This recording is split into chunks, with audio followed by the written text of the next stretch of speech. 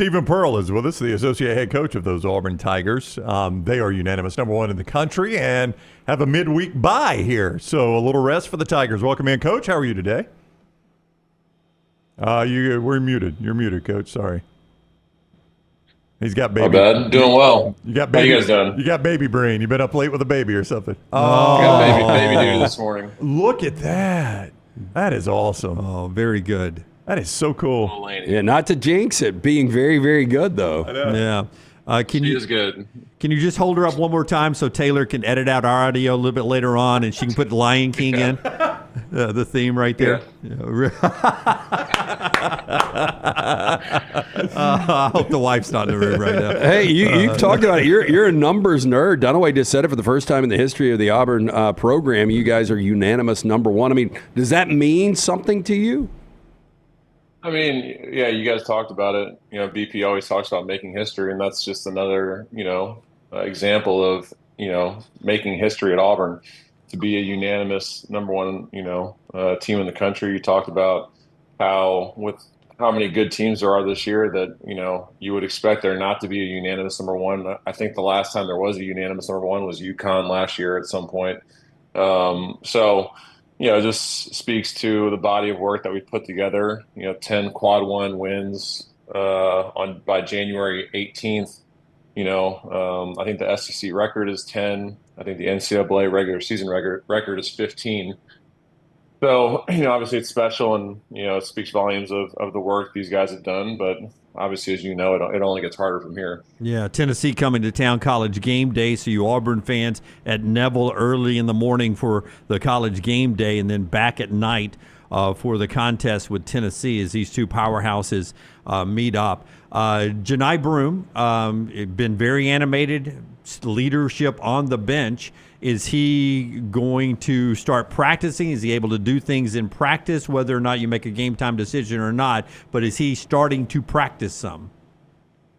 Not yet. He's out of his boot, so that's progress. And I would imagine, as the week goes on, he'll continue to rehab his ankle with our training staff and our strength and conditioning staff, and just kind of see, what his pain tolerance is and what his level of comfort is. And, we leave that totally up to him. If the doctors say he's cleared and Janai doesn't think that he can be 100%, then we don't want Janai to go. We don't want Janai to come back until Janai is ready to come back. So, it's obviously the bye week is happening at a good time for him and for us. Obviously, it's a little early. I think us and maybe Kentucky are the first ones to get byes this year. So it's the earliest bye in the SEC season, which makes for a longer end of your season. But as far as just getting healthy, obviously it's a good timing for Janai, good timing for our team to kind of get ready for this second half stretch of the season. So it's really on Janai if he feels comfortable enough to try and give it a go in practice, Wednesday, Thursday, Friday leading up to the game, and then we'll decide from there. So you played at Georgia without him. You win the game, but that had to be the longest final possession you have ever lived through. I mean, Georgia, it felt like they were on that end of the court for half an hour. Yeah, no, I mean, it was a crazy last 50 seconds. We're up 7, and Tahaad Pettiford, who's missed one free throw or two, at that point had missed 3 free throws all year, goes to the line for a 1-and-1, and he misses the front end. If you had told me with 50 seconds left, we're up 7 with Tahad at the line, I feel like the game's, pretty much in hand. And for it to, get to that point, we're up 3 and Miles gets trapped in the corner, gets his arm taken off, but, you can't go run to the corner. That's not where you're supposed to be in pressure, offense. And they end up getting a 3 ball off, and, then they get to the free throw line, and obviously we know they're going to try and miss the second one. And, the clock starts a little bit late and the ball goes out and they get 0.3, and, they get a really good look. Now with 0.3 seconds, you can't actually catch the ball and shoot it. So even if Newell had made that shot, it wouldn't have counted, because all you can do at that point is tip the ball. But you're right. The last 0.6 seconds of that game took like 60 minutes and took a few years off our lives. But, all wins in the road are good wins, especially against a Georgia team who hadn't lost at home this year. So to go in there without Janai, Chad Baker is like 1 for 8 in the first half. Chaney Johnson goes 1 for 9 in the game.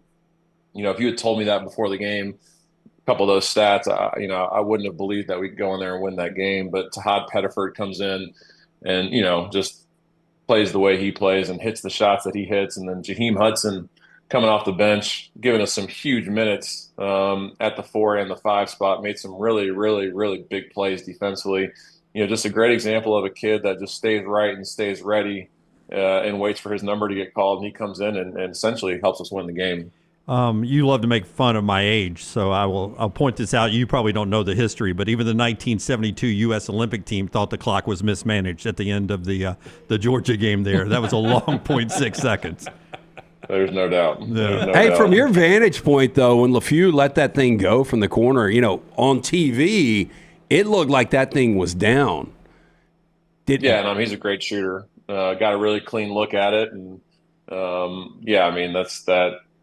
that was worst case scenario. But, that's life in the SEC. That's life on the road. Things like that are going to happen. It's just, it's really hard to close out games. Obviously, you want to try and be aggressive in certain spots, but when you're playing on a lead, the other team has got really good players too, and they're obviously pressing to make shots and make plays, and that's what they were doing. So our guys did a good job of, we led for 39 minutes in a tough road environment. That they finally got that place going as far as their home court environment. And, our guys did a really good job of stepping up to the call and going in there and, executing the game plan and finishing the game. Stephen Pearl, the associate head coach of Auburn basketball, with us on the JohnstonRVCenter.com hotline. Have you been surprised at the amount of road wins in this conference so far this year? I mean, it seemed like it was going to be near impossible, but it feels like through the first few weeks we've seen more than I thought we would see. Yeah, I mean, it just speaks to the depth and the breadth of the league, and how many good teams there are. Quality teams are able to go out on the road and win games. I really do believe that while the numbers speak to it, the SEC is just head above the rest, and that just shows, like you said, when teams are able to go into these tough environments and get big wins. For us in Tennessee to both go down to Texas, who we obviously know is super talented, to both get a win on the road. To go into Georgia, Alabama goes into Kentucky. It's just Missouri goes to Florida. I mean, Missouri, a team that we had down 26 in the first half at home, end up winning that game by 16. They've won 4 in a row. Yep. And they're ranked in the top 25. And Georgia got back-to-back top 25 wins a week ago. Ole Miss goes to Alabama. The Ole Miss and Missouri wins are, probably 2 of the best wins in the country, just to go into those tough environments and win games against top 10 teams. So obviously the league is a monster this year, and there's so many good teams, and, every single night, you got to bring it, because anyone's capable of being anyone on any given night. Yeah, like Alabama's got Vanderbilt tonight. They've been a surprise. Missouri knocking off Florida last week. They're undefeated at home. I mean, how good are those teams nobody's talking about? I mean, Vandy, they've done a great job of obviously rebuilding and getting good players. Mississippi State, who plays Tennessee tonight, went to Vandy and won pretty convincingly. And then, you see Vandy turns around and beat Tennessee.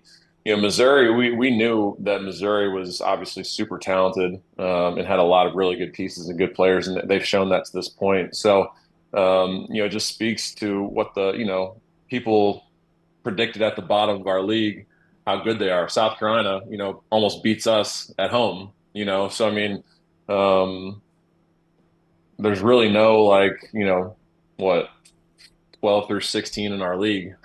Everyone's really good, and everyone's got players and really good coaching and really good game plans. And when you get into conference play, what doesn't get talked about enough is we all know what the other team's doing, and they know what we're doing better than anyone. So once you get into games, it's a rock fight every single night, because they're prepared for what we're doing. We're prepared for what they're doing. And it's just a matter of, attrition and just, trying to stay healthy and get to the season and, be able to, keep your composure late in these games and finish them out. As Little T calls him, primetime Pettiford. If I remember the recruiting correctly, it came down to UConn and Auburn, and Auburn gets him, obviously, and you drag him from up in the Northeast. What was what when he finally made a decision? What was the selling point? Why did he pick Auburn, and did you know instantly he was going to have this impact? Yeah, I mean, Ira Bowman, who was his lead recruiter, is from that area and does a phenomenal job in recruiting. And I think what Tahad looked at was he looked at our history of success with guards his size. You look at guys like Jared Harper, you look at guys like Wendell Green, you look at Sharif Cooper, you look at Javon McCormick. You look at those guys and the things that we were able to help them do and the things they did for us and the system that we have. It's shown that we have success with smaller guards in the SEC, and those guys have been able to be all conference players and have a lot of success in our system. So he looked at that on film and instantly saw himself in that role, and obviously was able to come in and do exactly what we thought he would do, is come in and obviously offensively be really elite, really special, and understand that coming to Auburn, he would have to work on his defense and obviously continue to get better and play at a different level. And that's what BP asked for, his guard specifically, is to guard at a really high level, and that's something that Tahad's continue to improve and work on. But I think the blueprint and just the film of what we showed of guys similar to him, over the past 6 or 7 years, we had a guy on every single team that looks a lot like him, plays a lot like him, but he's just doing it at a level that, obviously, we hadn't seen before. So he's obviously in big games, had some of his biggest moments and some of his biggest step up, and we don't go on the road and beat Georgia, without his performance on Saturday. So obviously your next game is Tennessee. It's been an interesting team. We know how you and BP feel about this game. That backcourt is awful good. What do you see when you watch the Vols play? I mean, Rick Barnes has been doing this a long time. He's obviously got a brand of basketball. Yeah, no, I mean, they have four really, really good guards. Ziegler, who I feel like has been at Tennessee since I was at Tennessee. I know. Teammates my senior year. Old roommate. Yeah, no, that was my roomie back at Gibbs Hall. I mean, man, what a winning player! Just impacts winning in all the right ways. Averaging 7.5 assists per game, and obviously when he needs to score it, he scores it, and you kind of see that in some of their games this year. Meshack is one of the best on-ball defenders in all of college basketball. Their defense is just super stout and super physical, and they have good shot blockers and good length and good athleticism. And obviously, you look at the transfer portal and what they've been able to do, and to get a guy like Lanier to come in from North Florida and be averaging 18 points per game, and he's in a little bit of a shooting slump right now, but he's unbelievably dangerous and super talented. So by the numbers, this is one of their best teams. They're top 3 in the country in defensive efficiency, and then they're top 25 in offensive efficiency. So they have a lot of pieces. They play really hard. They're playing an 8-man rotation. So I think for us, it's about handling their ball pressure, because Ziegler and Meshack are going to pick up our guards, for 94 feet for 40 minutes and try and bother them into turnovers. And then their bigs do a great job of rotating to block shots, and they rotate to strip and rip the basketball. So, I mean, they just do a lot of really, really good things and things that are difficult to guard. And, for us, it's about, limiting our turnovers offensively, and then defensively, not letting Lanier, get going offensively, and not letting Ziegler kind of get out there and just facilitate the ball to their guys. So will be a really good test for us. Obviously, I'm glad we get a week of rest leading into that game, because that thing is going to be a fist fight, because they bring it every single night. And obviously, after a tough loss at Vanderbilt, they're going to be looking to get 2 back this week, starting with Mississippi State tonight. Yeah, I mean, it's a tough stretch for the State and Auburn, and you get the bye. That is very beneficial, no doubt. All right, Coach, we appreciate the time. Good to see Laney. Glad Laney's doing well, and we always enjoy talking with you. Baby's first snow today. That's right. Oh, yeah, y'all getting snow? Well, I mean, it's supposed to come this afternoon. Nothing yet, but yeah, we're hoping Laney gets to experience a little snow, and yeah, so it's good. We're off today, and university's shut down. So, you guys getting anything up there? No, we're going to miss it this time. But my daughter's a student at South Alabama, and they are expecting. They're getting hammered. I'm sure. Yeah, they're getting 5 inches in That's Mobile. crazy. I mean, it's That's insane. Wild. Like I saw James Spann, with the local weather guys, tweeted this morning, that Lafayette, Louisiana was under a blizzard warning for the first time in history.